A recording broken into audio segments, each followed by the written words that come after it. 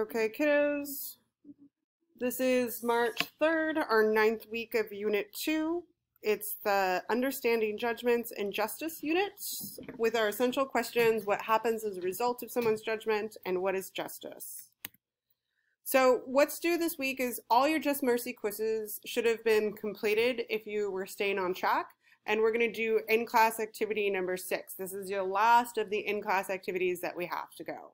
A few reminders: all classwork and quizzes, extra credit, is due by March 9th. So that's next Monday. So if you have any quizzes or you have any extra credit that's due, it needs to be due by next Monday. Your final projects and your English essay, which all of you pretty much have conferenced with me and started, is due by March 16th. Any questions about due dates? Perfect. We have one more housekeeping option, or one more housekeeping thing to go over. So extra credit opportunities. We have the workshop for the humanized incarceration workshop. There will be 0.25 credits, which is the equivalent of 1 extra credit assignment or 1 academic discussion if you missed it. If you host a movie or host a discussion session after the movie, so we're going to screen the movie. A lot of you have already seen it. If you haven't seen it, we can see it in class. If you want to do this option, you're going to take maybe 3 or 4 students in a group, and you're going to come up with a discussion question and lead a discussion for about 10 minutes. I will help you design the questions. You can break off in groups yourself. We need about 3 people to do that. Be greeters. There's 2 parts. I'm going to show you the schedule. And a greeter is, we have soda is coming here, and I think maybe another school may be coming. So we need people to, hey, welcome, take them into the cafeteria at the beginning, and then show them where the workshops are held throughout the day. Moderator. We're going to have 3 different panels for the moderator. Hey, Jevin. The first panel is going to be, there's 2 panels that'll be done at the same time. One is for adults or staff, and that's going to be an adult panel, and the question for that one is going to be, how can schools better support families affected by incarceration? I'm going to do the moderation for that one because I'll be in the room. The next one is a juvenile panel, and that's for all the students to go to, and it has juveniles speaking about their incarceration experience. So what a moderator would do is, let's say it's like, all right, any questions? And the room is silent. The moderator's job is to keep it going. Remember how I talked about, Ian did a great job of that in academic discussion? You ask another question, so you're prepared. You have questions to ask for the person. If the speakers become silent, you can get them going. I'll help you with this. I'll write a sheet for it if you're interested in that. That's also worth 0.25 credits. So is lunch setup. We will be getting Mexican food, and so we're going to need help setting it up and setting up the cafeteria. Food will be served in the cafeteria, then we're just going to eat during the movie. Also, you get 0.25 credits if you attend the workshop the whole day. We'll have permission slips for you that you can get signed by your other teachers if you have classes on Monday. And let me just show you what the schedule looks like really quickly. So this is what the schedule looks like. People are coming in from 11 to 11:15, so that's when we need a greeter at the door, a greeter at the cafeteria.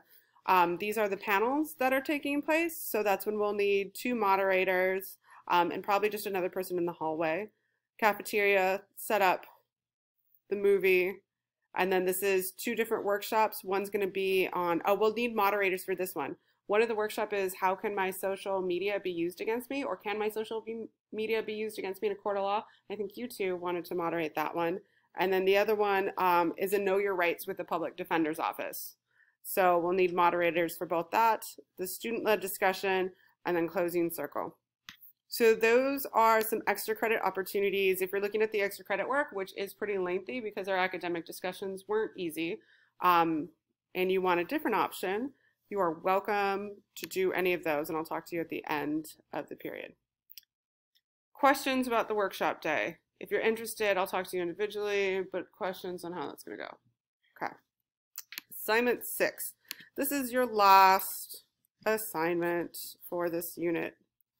And I got to use Adobe Sparks to design it, which was kind of fun.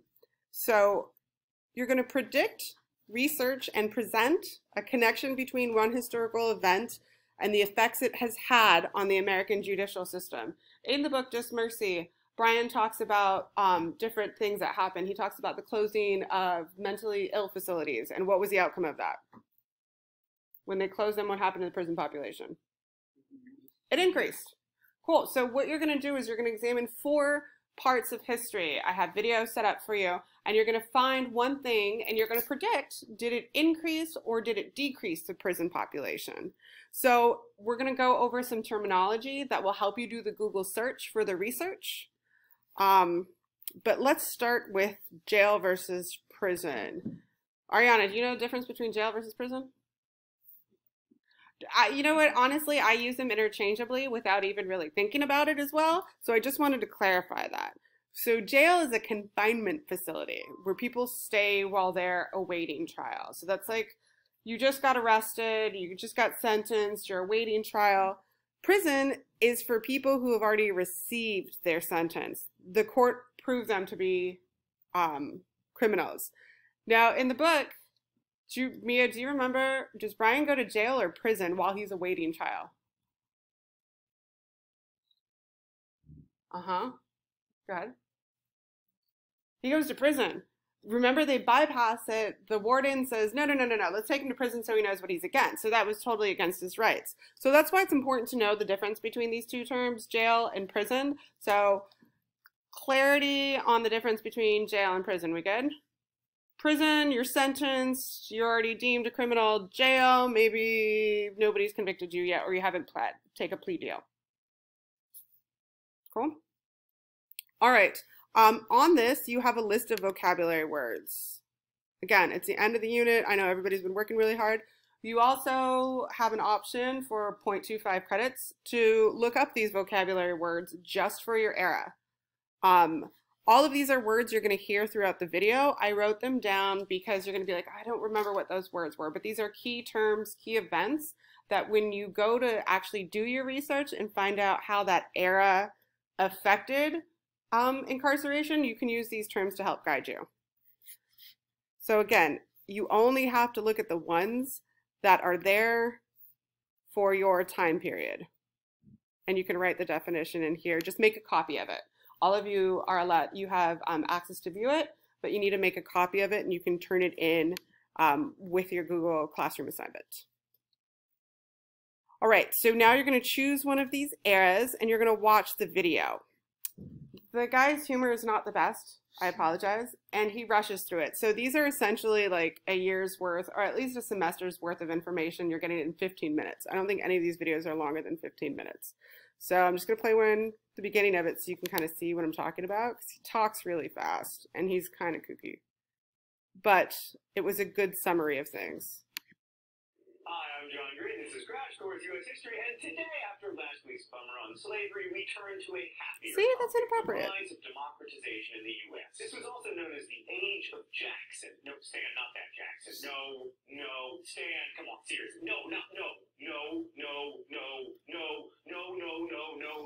Yes, that Jackson, Andrew Jackson.